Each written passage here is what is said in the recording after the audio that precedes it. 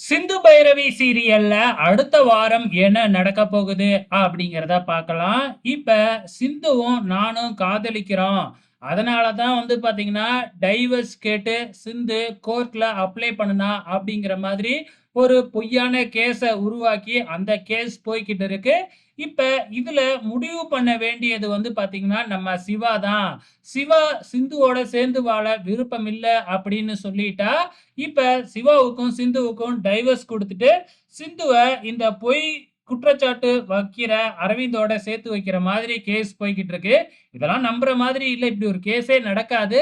ஆனா சீரியலுக்காக கொண்டு வந்திருக்காங்க இல்லையா?